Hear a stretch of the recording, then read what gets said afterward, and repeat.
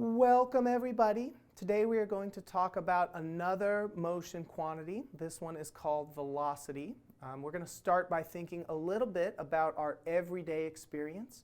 If you've ever been driving in a car and thought about what does it really mean that I'm moving, say, 35 miles per hour, or if you're familiar with expressions like distance equals rate times time, then you know something already about how velocity works.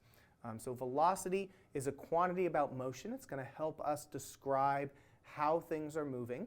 And in particular, velocity is the quantity that will tell us how fast something is moving and the direction in which it is moving. And since it cares about both of those things, like position and displacement before it, velocity is going to be a vector quantity, which I will use the letter v, a lowercase v, to represent.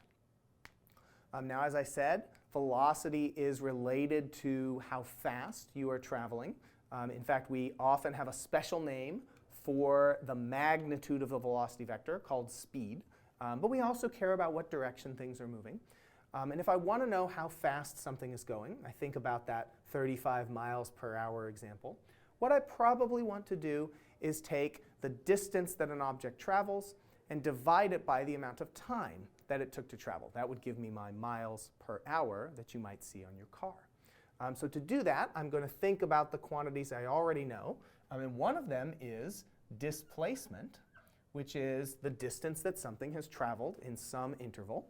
And another is time, which I could represent here as delta t, not just a fixed time like what the clock reads right now, but how much time has passed for the object that I'm thinking about to have traveled through the displacement delta r.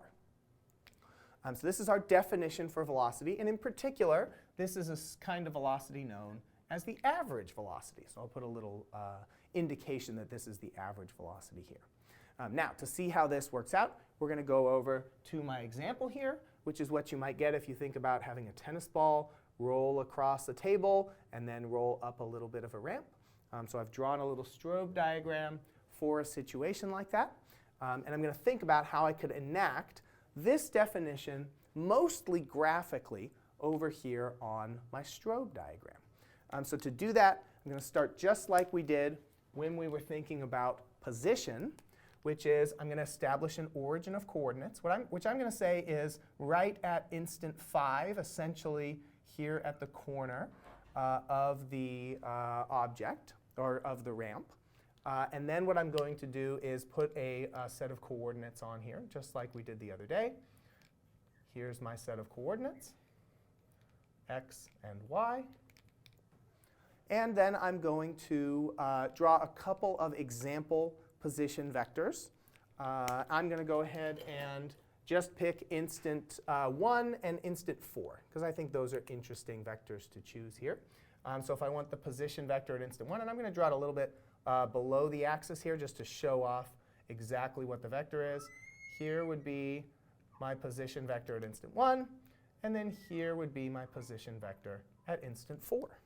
And then I can go over here and think about, well, if I wanted to know what the average velocity between instant 1 and instant 4 is, what I need to do is I need to find r4 minus r1 and divide it by t4 minus t1. And I'm only going to do this graphically. I don't have any numbers over here, although I could get a ruler out and measure these things. But all I'm going to do is think about this graphically. So to do that, I'm going to redraw my vectors. So I want r4 minus r1. We know from when we found displacement the other day that what you want to do is to make sure these vectors are tail to tail, which they already are over here. And then I want to draw the vector that I need to add to r1, which is the initial time, to get the position at the final time. So I'm starting over here at r1, and I want this vector here, which would be delta r. So that would be my change in position. And then all I have to do to get the average velocity is to divide that delta r by this time, which is whatever it is, 3 seconds, 4 seconds. It could be anything depending on how long has elapsed between the different instants in my strobe diagram.